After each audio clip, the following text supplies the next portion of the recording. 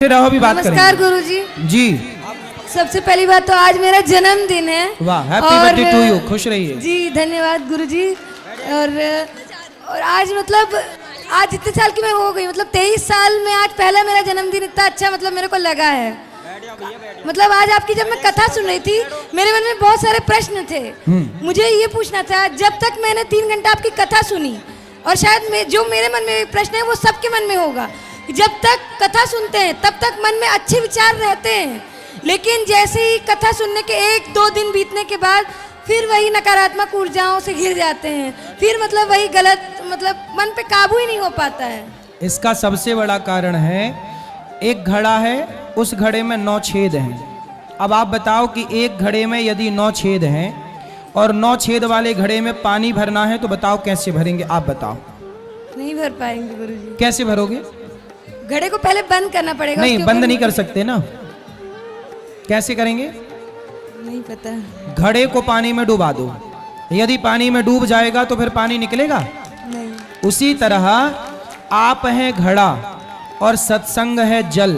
आप ना कथा में सत्संग में अपने आप को जब तक डुबाएंगे नहीं तब तक वो कथा भीतर ठहरेगी नहीं।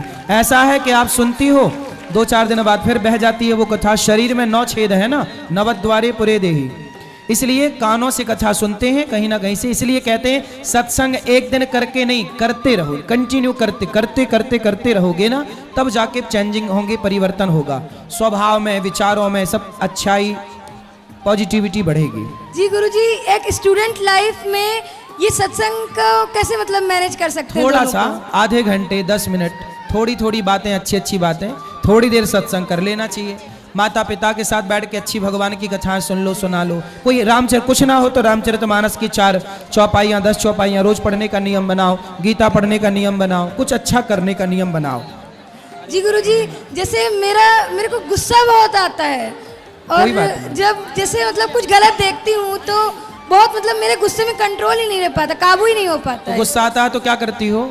जी क्या करती हो गुस्से में? सर नहीं पता, मेरे को खुद पे कंट्रोल नहीं रह पाता है। तो क्या गंगा जी में डूब जाती हो, यमुना जी में डूब जाती हो, क्या करती हो? नहीं पता गुरुजी, मतलब मेरे को नहीं पता, मैं खुद भी नहीं समझ पाती मेरे साथ क्या हो जाता है। जब गुस्सा आए ना तो चुप रहा करो, है ना, बिल्कुल चुप रहा करो, कुछ नहीं, जाके बिस्तर पर लेट जाओ, आंख बंद करके सो जाओ। जब गुस्सा ठंडा हो जाए उठ जाओ। धन्यवाद। समझाना तो पड़ेगा ना अपने को। श्री राधे महाराज जी। जी जी मेरे 3 प्रश्न हैं आपसे। बोलो। पहला प्रश्न है कि भगवान ने पाप और पुण्य क्यों बनाए? यदि भगवान ने पाप पुण्य नहीं बनाए होते, यदि पाप नहीं होता ना बेटा, तो पुण्य का कोई मतलब ही नहीं होता। यदि रात ना होती तो दिन का कोई मतलब होता नहीं। फिर इसलिए ईश्वर ने सब चीज जोड़े से बनाई। माँ ना होती तो बाप का क्या मतलब होता, बहन ना होती तो भाई का क्या मतलब होता, पृथ्वी ना होती तो आकाश का क्या मतलब होता, कांटे ना होते तो गुलाब का क्या मतलब होता। इसलिए ईश्वर ने सब जोड़े से बनाए। अच्छा ये बताओ जी, यदि दुख ना होता तो सुख का कोई मजा होता? जी नहीं। फिर इसलिए दुख बनाया ईश्वर ने कि दुख के बाद सुख का मजा है, जी बिछड़ने के बाद ना मिलने का मजा है। जी ऐसे इसलिए ईश्वर ने सब जोड़े से बनाई। धन्यवाद गुरुजी। मेरा दूसरा प्रश्न ये है कि जब भगवान ने 4 युग बनाए, जिसमें सतयुग, त्रेता युग, द्वापर युग, कलयुग था, तो माधव मतलब बिहारी जी 3 युग भी तो बना सकते थे ना, कलयुग क्यों बनाया उन्होंने? 3 बनाते तो आप कहती कि 3 क्यों बनाए, 2 भी तो बना सकते थे। जी इसलिए भगवान ने 4 ही बना दिए। नहीं महाराज जी, ऐसा है ना, 3 युग अच्छे युग हैं, सतयुग, त्रेता, द्वापर। जी तीनों युग अच्छे हैं पर कलयुग बहुत अच्छा है। सतयुग, त्रेता, द्वापर से अच्छा कलयुग है, आपको पता है?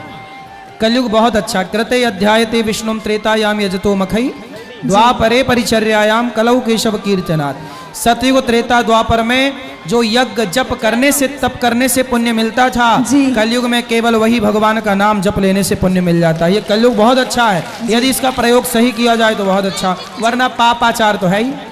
गुरुजी, मेरा तीसरा प्रश्न ये है कि जब भगवान ने कलयुग बनाया ही है तो उसमें ये नियम मतलब ये व्यथा क्यों रखी है कि हर एक दिन किसी स्त्री का रेप होगा या किसी भी स्त्री का अपमान होगा, ये क्यों किया अरे उन्होंने? भगवान ने थोड़ी कहा कि तुम रेप करो किसी का। तो श्रीमद् भागवत कथा में लिखा हुआ है कहाँ कि- लिख गया?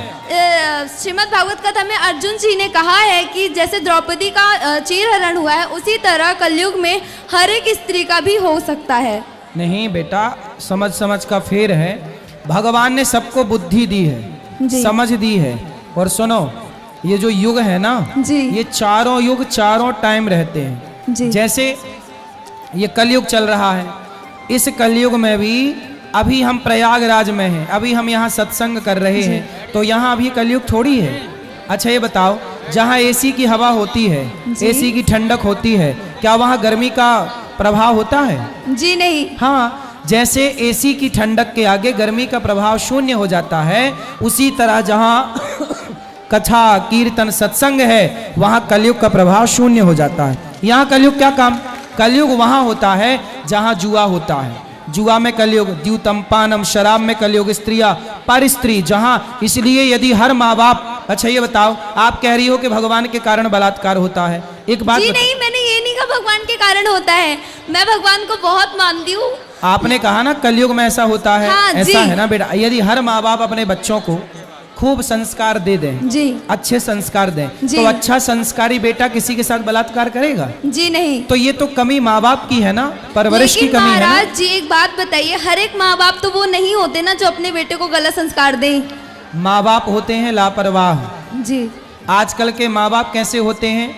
बच्चे कहीं भी जा रहे हैं, उन्हें कोई मतलब नहीं। अरे माँ बाप केवल बच्चे पैदा करने से माँ बाप नहीं होते, बच्चों को योग्य बनाना किसकी जिम्मेदारी है? माँ बाप की। फिर यदि कुम्हार के हाथ में मिट्टी है तो कुम्हार चिलम भी बना सकता है और घड़ा भी बना सकता है। जी। कुम्हार चाहे चिलम बनाए और कुम्हार चाहे तो घड़ा बनाए। जी। उसी तरह माँ चाहे तो बेटे को राम बना दे और माँ चाहे तो बेटे को रावण बना दे। माँ बाप के संस्कार सी होते हैं बेटा। माता बस गुरुजी, शत्रु, एक और सवाल चाणक्य है। कहते हैं माता शत्रु पिता वैरी, ये न बालो न पाठिता, न शोभते एक- सभा मध्य बस- हंस मध्य बको यथा। बस जो एक- माँ बाप अपने बच्चों को बढ़िया संस्कार नहीं देते, जब आपका बेटा बीड़ी पीता है 4 थप्पड़ क्यों नहीं मारते? कोई भी बालक एक दिन में नहीं बिगड़ता, बिगड़ता जब उसे ध्यान ना दिया जाए तो भी बिगड़ता है। एक बार गलती करे तो 4 जूता मारो बच्चे को। थोड़ा डर होना चाहिए ना। आजकल के माँ बाप बिल्कुल सिर पर चढ़ा लेते हैं बच्चों को। बच्चे चोरी कर रहे हैं, बच्चे तंबाकू खा रहे हैं, गुटखा खा रहे हैं, क्या अच्छा ये बताओ, एक बात बताना बहन, जी। आजकल बच्चे पढ़ने जाते हैं दिल्ली मुंबई जी। और वहां जाके लिव इन में रहने लग जाते हैं। जी। क्या ये बात माँ बाप को पता नहीं है? नहीं, हॉस्टल में रह रहे हैं ये पता है। हाँ, अरे बम्बई चले जाना, शाम को 5:30 बजे हजारों लड़का लड़की बैठे रहते हैं एक साथ। ये वही लड़के लड़कियां जो पढ़ने गए थे। माँ बाप को सब पता है। इसलिए कहता हूँ बच्चे पढ़ने गए हैं हॉस्टल में, कॉलेज में, 2-4 दिन वहां आसपास चुपके से रह के बच्चों का मुआयना तो करो कि बच्चे कर क्या रहे हैं। क्या ये जिम्मेदारी माँ बाप की नहीं है? पढ़ने गई है बेटी तो क्या खुफिया एजेंसी बन के माँ बाप को देखना नहीं चाहिए? देखना चाहिए। फिर इसलिए गुरुजी, गलती बस किसकी एक है? सवाल और। पहले बताओ गलती किसकी है? माँ बाप की। हाँ, अब आई तुम ठीक। बस एक सवाल गुरुजी, बस एक सवाल और है जी। कि भगवान ने काशी, अभी अभी आपकी बात कराएंगे सब। पहले आपसे मेरी बस विनती है, बस बैठो, सब बैठ जाओ। बोलो, चलो अब आगे सब बात कराओ। गुरुजी बस एक सवाल और है कि भगवान ने काशी एक जगह बनाई, प्रयागराज एक जगह बनाया, अलग अलग तीर्थ बनाए हैं, तो भगवान पूरी पृथ्वी को ही तो एक तीर्थ बना सकते थे ना। तो पूरा भारत तीर्थ ही तो है, पूरा भारत तीर्थ है, इसमें क्या है? जी। हाँ,